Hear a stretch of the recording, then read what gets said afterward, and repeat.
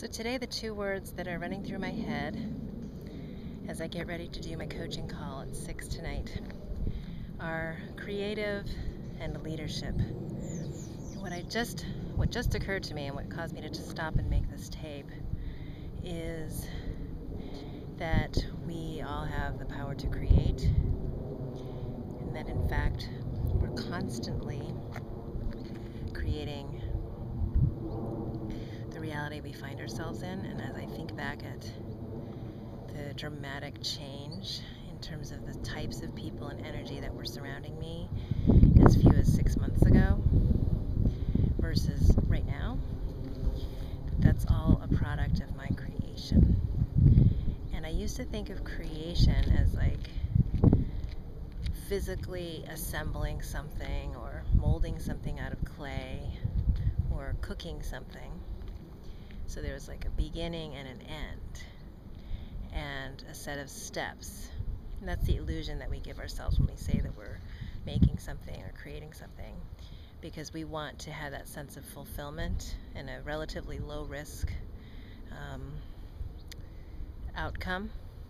And we also have someone else's idea of the final product in mind that we're basically trying to recreate. But what I've learned about creativity in practice, in terms of our lives and our being, is that one, it's not linear. Two, there's no prescribed steps because it's your one and only process, because there's only one you. No one has ever lived your life before, and no one will ever live it again. So you're creating it for the first and only time. You can look at other models as blueprints and try to follow some of those steps. But the reality is that what you're going to produce by following those same steps as you conceive them in your mind will be different from the blueprint that you're modeling yourself after.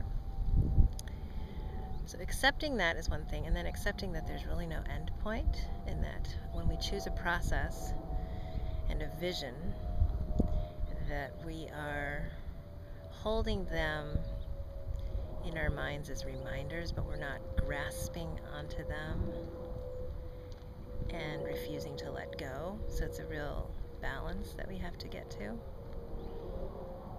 And this power to create, it's so interesting to me, because really the main shifts that I made started internally in a very, very deep place of acknowledgement of certain things that I'd never brought to the surface, never said out loud, never had the courage to admit. It started that deep, and then it bubbled to the surface and resulted in some circumstantial changes that some of which I brought about, some of which arrived without explanation to me, that I just saw and felt compelled to act upon. So while it looks like it was this neatly planned, executed process, I know that there were many, many steps along the way that were nothing short of miraculous and inexplicable in terms of how they came to me. So it was a lot of following and listening. And those sound passive, and that brings me to my second word of the day, which is leadership.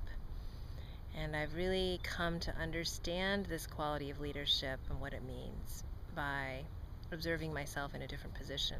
I personally have pretty much been in a position of leadership my entire life, by virtue of excelling in particular areas, excelling academically, finding myself at the top of the class, and in special circumstances that set me apart from others. So my point of view is that I take for granted leadership as my way of being, my place in the world.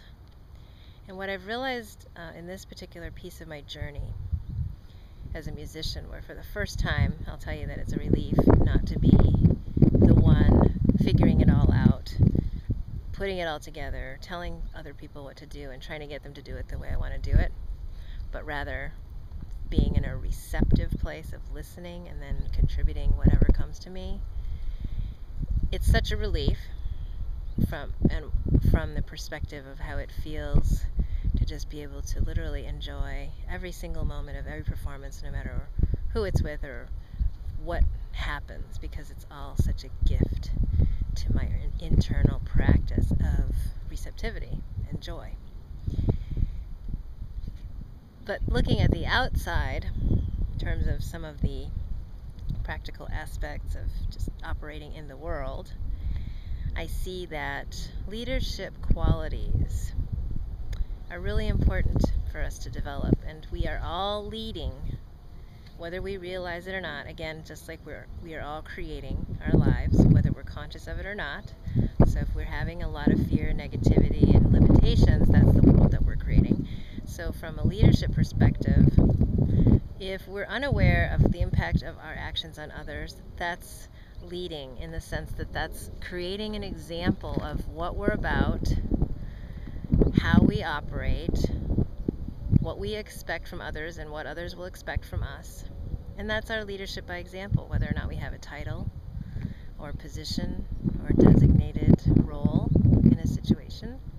How we show up, how our words, thoughts, and actions align in any particular moment is giving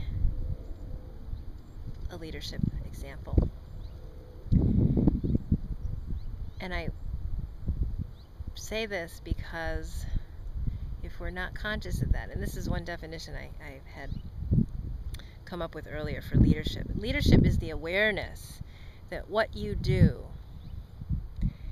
has an impact on the people around you. And your sphere of influence expands as your awareness of that impact and the number of people that impact expands. So as we can become more and more aware of how what we do has an impact on others, and broaden and widen that circle and act in ways that transfer that impact to a broader number of people, we're becoming greater leaders. Now, it works both ways, of course, because I said that even if we're not conscious of it, our effects are spilling over. So if you're not proactive, if you're waiting for things to come to you, if you're waiting for other people to take responsibility for the things that you really want, then you're taking your own type of leadership role, and those are the people that are going to be attracted to you. The people that expect what you're delivering and have that standard and resonate with that energy. So powerful concepts of creativity and leadership together, so that if you can begin to realize your own power to create every moment of your life, and then realize the impact that every action you take has on other people and those around you and the situations that you put yourself in, and then lead from that vision of what you're creating and how you'd like to impact people, that's your unstoppable power. And I believe everyone has that, but it's that matter of how willing are you to become aware. So those are my thoughts. Have a great day.